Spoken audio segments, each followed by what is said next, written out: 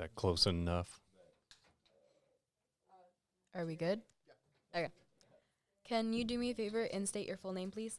My name is Greg Bradley. Nice. All right, I'm gonna go ahead and ask my first question. Okay. All right. So, are you informed or updated on all of the safety measures implemented in Prosper schools? I would hope that I am. I have a lot of meetings with Mr. Wolverton and Chief Vessels and our assistant principals, so I think I'm pretty well informed. Well, that's good. Okay. Do you believe that Prosper does the most for its students safety-wise? I guess that would be difficult in most, but I would say we're doing everything we know to do and continue weekly and monthly have meetings to determine if there's anything else we need to do or anything we need to add. And so we have done an immense amount of work in the last 2 years, and that continues. It's an ongoing process. And with the law recently changing, there's a couple of things that we're now required to do that luckily we were already doing. And so that was kind of cool to see the state of Texas say, hey, you need to do these things, and we're going, we have already done them.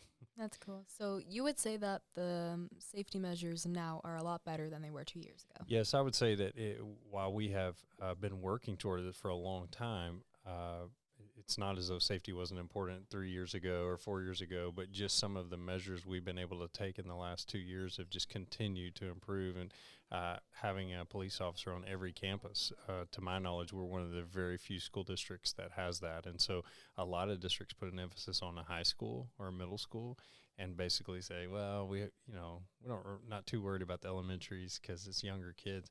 And in the last year, we've been able to put an officer on every campus, and so that's a continued step in this direction. Yeah. So I asked Mr. Wolverton and Mr. Behringer this too, but I wanted your opinion on it Sure. as well. So is there anything the students can do to keep themselves, peers, and teachers safe?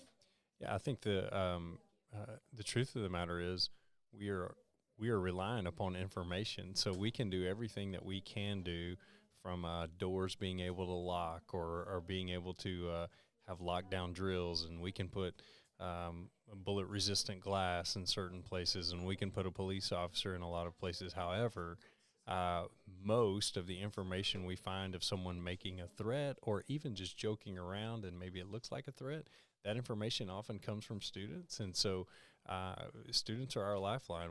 Most of the threats or reported threats that we get come from another student reaching out to us and saying, hey, I saw this online, I saw this on Snapchat, I saw this on social media, and that's where the investigation begins. And so I would say that students are the primary lifeline to us on gathering information.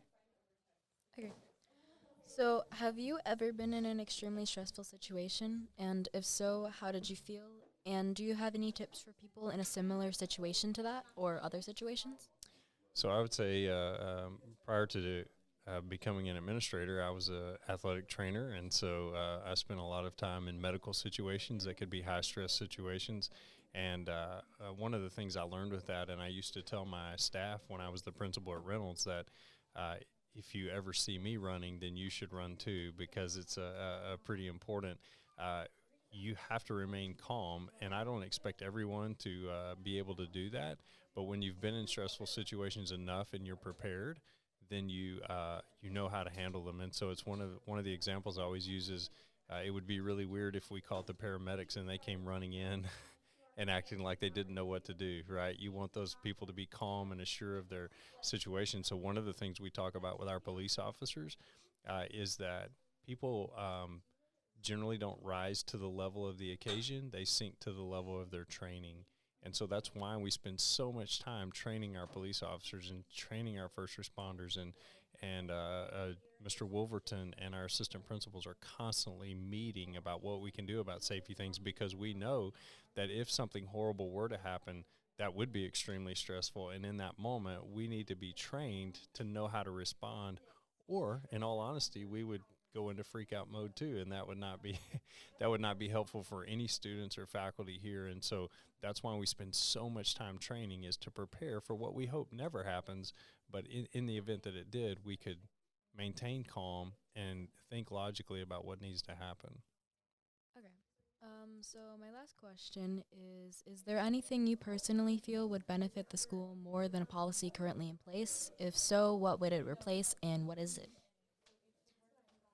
I don't know. I think as I said earlier, we're constantly evaluating this, and then just to go back to one of the things you asked about what could students do, the faculty here at Prosper High School and every school knows that there's one phrase that they hear me say over and over and over again, and that is don't prop doors.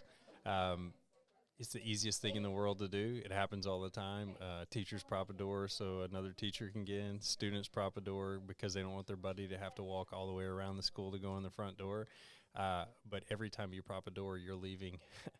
You're negating the major safety measure that we have, and that is a locked and secure campus.